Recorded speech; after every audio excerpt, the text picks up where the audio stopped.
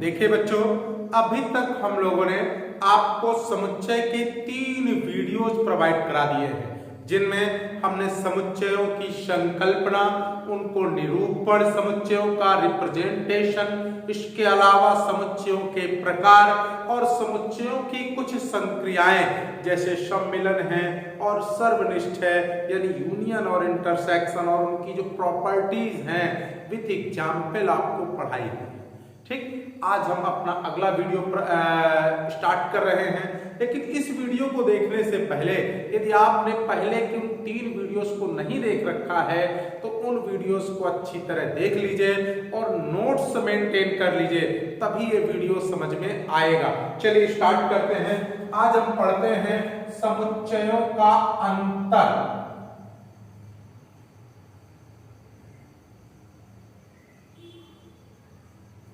Difference of set. तो देखिए समुच्चयों का अंतर क्या होता है, इसे पहले समझते हैं।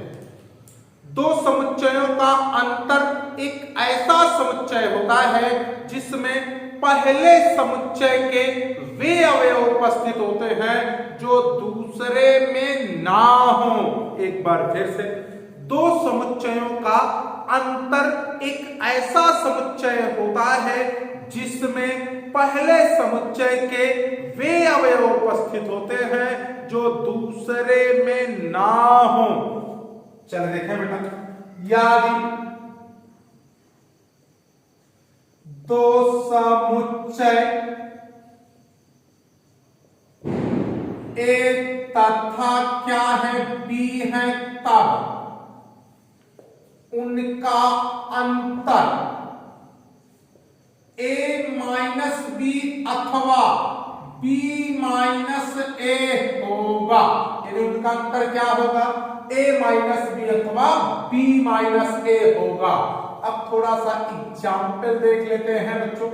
जैसे a बराबर क्या दिया है, 1 2 3 4 5, और b बराबर क्या दिया है, 2 4 6 8। इसलिए अगर मैं a माइनस बी निकालूं तो क्या है, a में 1 2 3 4 5 माइनस क्या बेटा 2 4 6 8। तो ध्यान से देखिए, मैंने क्या बताया, अंतर क्या, पहले के वे अवयव जो दूसरे में ना हो। फिर से एक बार रिपीट कर रहा हूं, पहले समुच्चय के वे अवयव जो दूसरे में ना हो। तो आप देखिए पहले के कौन कौन से हैं जो दूसरे में नहीं है। तो देखिए 1 है जो दूसरे में नहीं है, 3 है जो दूसरे में नहीं है, 5 है जो दूसरे में नहीं है। दूसरे से मुझे कोई मतलब नहीं कि 6 8 है, उनसे मुझे कोई दिक्कत नहीं।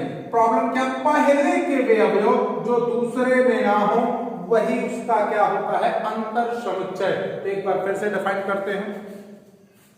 दो समुच्चयों का अंतर समुच्चय एक ऐसा समुच्चय होता है जिसमें पहले समुच्चय के वे अवयव उपस्थित होते हैं जो दूसरे में ना हो। इस पे ध्यान देने वाली बात है कि पहले में कौन कौन नहीं है, पहले के कौन कौन है जो दूसरे में नहीं है। तो 1 देखिए दूसरे में नहीं है, 3 देखिए दूसरे में नहीं है, 5 देखिए दूसरे में नहीं है, उनको लिख दिया। अब आप कहेंगे सर 6 8 तो नहीं है, तो ए से मतलब ही नहीं है, मुझे ए के वे अवयव जो बी में ना हो उनको लेना है। ए के वे अवयव जो बी में ना हो वो अंतर समुच्चय कहलाएगा। चलिए इस एग्जाम्पल को कॉपी कर लीजिए, फिर इसका मैं आपको प्रतीकात्मक प्रदर्शन कराऊंगा। कॉपी कर लीजिए।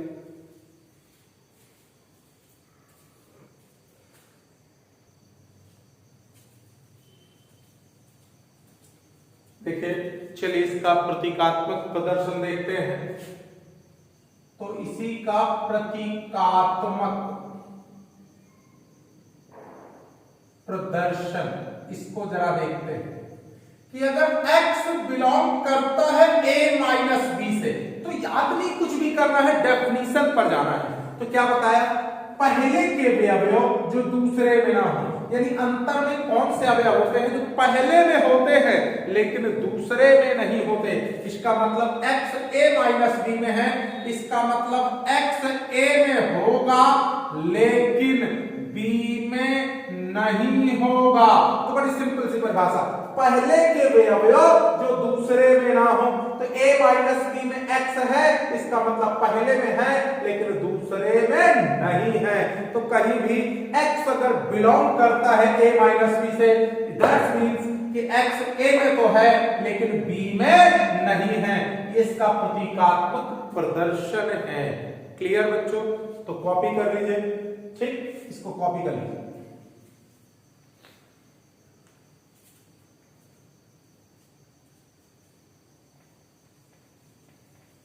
चलिए अगला टॉपिक शुरू करते हैं, पूरक समुच्चय।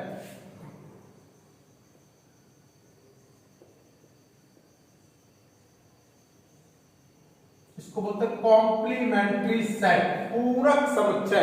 तो देखिए पूरक समुच्चय क्या होता है, कॉम्प्लीमेंट्री सेट क्या होता है, इसको जरा समझते हैं। ठीक, तो देखिए पूरक क्या होता है जरा समझिए। यदि कोई समुच्चय दिया है, यदि कोई समुच्चय दिया है तो उसका जो पूरक समुच्चय होता है उसमें वे अवयव होते हैं जो समष्टि समुच्चय में थे, यूनिवर्सल सेट में थे, लेकिन दिए गए सेट में नहीं थे। यानी यूनिवर्सल सेट के वे अवयव जो दिए गए समुच्चय में ना हो उसके क्या कहलाते हैं, पूरक समुच्चय के अवयव कहलाते हैं। तो एक बार फिर से पूरक समुच्चय, पूरक समुच्चय किसी समुच्चय का पूरक समुच्चय एक ऐसा समुच्चय होता है जिसमें यूनिवर्सल सेट के वे अवयव उपस्थित होते हैं जो दिए गए समुच्चय में ना हो। जरा समझिए, यदि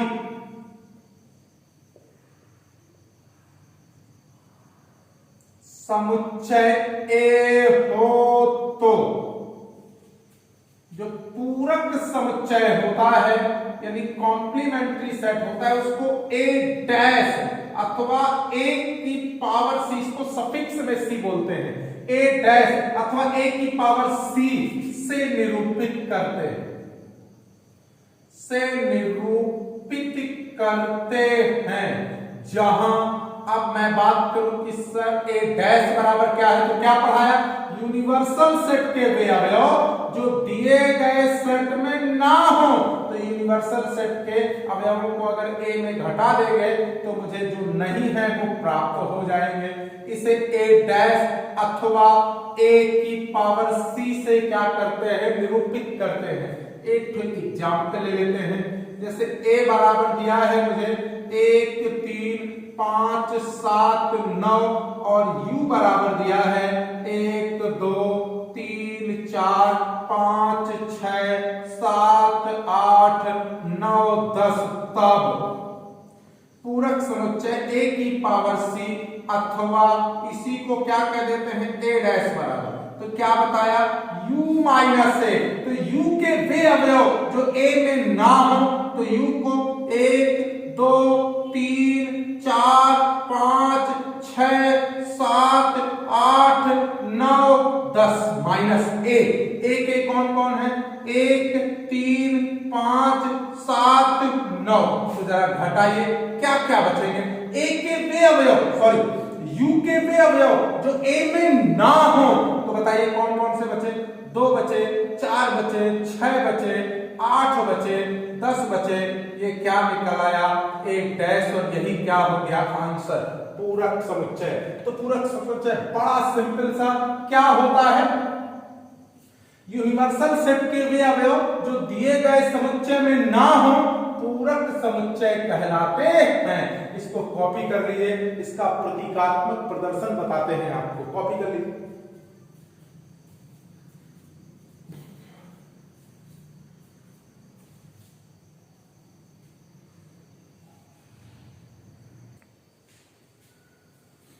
चलिए देख लेते हैं प्रतीकात्मक प्रदर्शन। प्रतीकात्मक प्रदर्शन किसका, प्रतीकात्मक प्रदर्शन कॉम्प्लीमेंट्री का, पूरक। तो क्या बेटा, यदि x बिलोंग करता है a डैश से, दैट्स मींस x बिलोंग करता है u माइनस a से। अब अंतर का लगा दिया, इसका मतलब x बिलोंग करेगा u से, लेकिन x बिलोंग नहीं करेगा किससे, a से। इसको डायरेक्टली आप यह भी लिख सकते हैं, कि x बिलोंग नहीं करेगा a डैश से, ठीक। अर्थात कहीं भी लिखा है x belongs to a dash, this implies x does not belong to a। कहने का मतलब क्या बेटा कि अगर उसके का है दोनों साइड, मतलब ये है तो ये है तो ये, मतलब अगर उसकी पूरक में है तो समुच्चय में नहीं होगा, समुच्चय में है तो पूरक में नहीं होगा, ये एक दूसरे के। अगर सेट में है तो निश्चित पूरक कब करेगा, जब उसके पास ना होगा।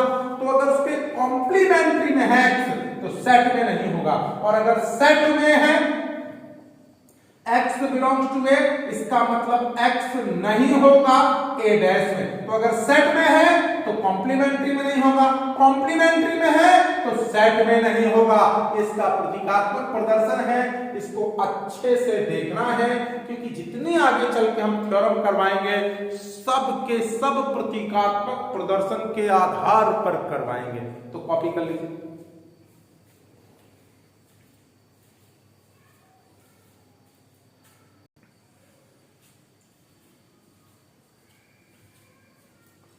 चलिए देखिए, देखते हैं अगला सममित अंतर, इसको बोलते हैं सिमेट्रिक डिफरेंस।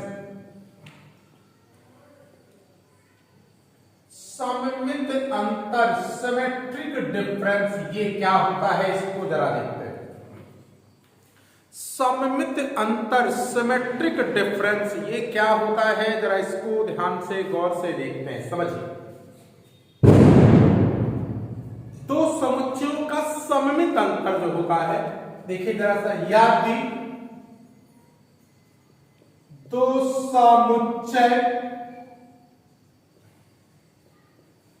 A तथा क्या है B है, तब A माइनस B और B माइनस A का जो यूनियन होता है, फिर से अगर दो समुच्चय A तथा B हैं तब A माइनस B और B माइनस A का यूनियन, यानी दोनों समुच्चयों के अंतरों का जो सम्मिलन होता है उसे हम सममित अंतर कहते हैं। फिर से दो समुच्चयों के अंतरों का जो यूनियन होता है उसे हम क्या कहते हैं, सममित अंतर, सिमेट्रिक डिफरेंस। तब को क्या कहते हैं, सममित अंतर, सममित अंतर कहते हैं, जिसे ये सिमेट्रिक का चिन्ह होता है, एसिमेट्रिक बी अथवा एसिमेट्रिक का चिन्ह ये डेल्टा भी होता है, ठीक। जिसे एसिमेट्रिक बी अथवा एसिमेट्रिक बी से क्या करते हैं, निरूपित करते हैं, निरूपित करते हैं। अतः थोड़ा सा ध्यान से देखें, अतः यदि मुझे क्या निकालना है, एसिमेट्रिक बी निकालना है तो क्या होगा, a minus B, B minus A, दोनों समुच्चयों का अंतर का जो यूनियन होगा वो मेरा क्या कहलाएगा, सममित अंतर, सिमेट्रिक डिफरेंस। क्लियर बेटा, तो इसे कॉपी कर ले, इसका एक एग्जाम्पल कराएंगे आप, कॉपी कर लीजिए।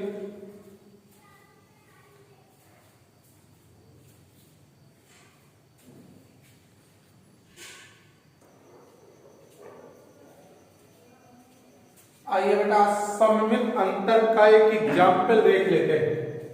तो क्या बेटा, यदि a बराबर 1 2 3 4 5 और b बराबर 3 4 5 6 7 है मान लिया, तब सबसे पहले हम क्या निकाल लेंगे, a माइनस बी।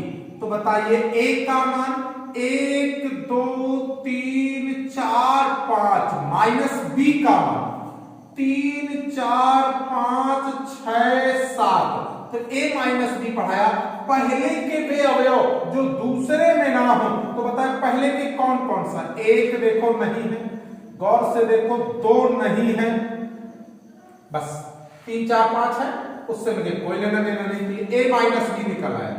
फिर क्या निकाल लेंगे, b माइनस ए।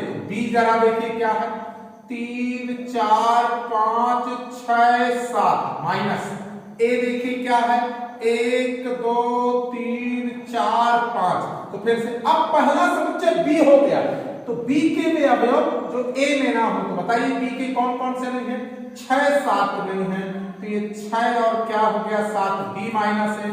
इसलिए क्या बेटा सममित क्या बच्चों अंतर यानी symmetric difference A symmetric B बराबर पढ़ाया A minus B union B minus ए।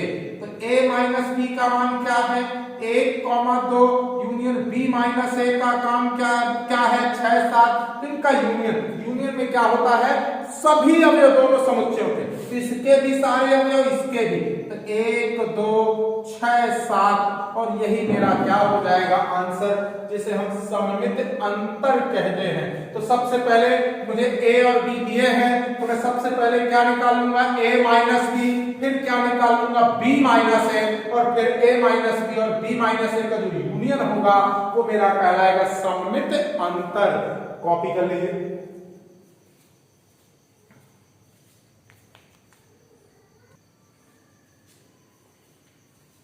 चलिए देखिए अगला पढ़ते हैं समतुल्य समुच्चय। समतुल्य समुच्चय देखिए बच्चे समान समुच्चय और समतुल्य समुच्चय में देखो बहुत ज्यादा क्या होते कंफ्यूज होते हैं। देखिए समान समुच्चय क्या होता है पहले के सारे अवयव दूसरे में हो और दूसरे के सारे अवयव पहले में हो तो वो समान है। और समतुल्य में क्या होता है यदि पहले समुच्चय में और दूसरे समुच्चय में अवयवों की संख्या समान है, अवयव ना समान हो, अवयवों की संख्या समान है, if number of element is equal in both set, ठीक, तब क्या कहलाते हैं इक्विवेलेंट सेट, समतुल्य समुच्चय कहलाते हैं। अब देखिए समतुल्य समुच्चय जरा समझ लेते हैं बेटा। यदि क्या बेटा दो समुच्चय ए तथा बी क्या हो इस प्रकार हो कि एन ए यानी समुच्चय ए में अवयवों की संख्या एन बी यानी बी में समुच्चयों की संख्या बराबर हो, तब क्या कहलाएंगे ए और क्या बेटा बी समतुल्य समुच्चय कहलाएंगे। यानी दो समुच्चय अगर इस प्रकार है कि उनके अवयवों की संख्या समान है तो उसे हम समतुल्य समुच्चय कहते हैं। फिर से एक बार देखिए, ऐसे दो समुच्चय जिनमें अवयवों की संख्या समान होती है समतुल्य समुच्चय कहलाते हैं। एग्जाम्पल आ जाते हैं, जैसे एक सेट ए बराबर क्या दिया है ए comma B comma C comma D और बी बराबर दिया है 2 4 6 8। तो चूंकि एन ए यानी ए में कितने अवयव हैं 1 2 3 4 और एन बी बी में कितने अवयव हैं 1 2 3 4।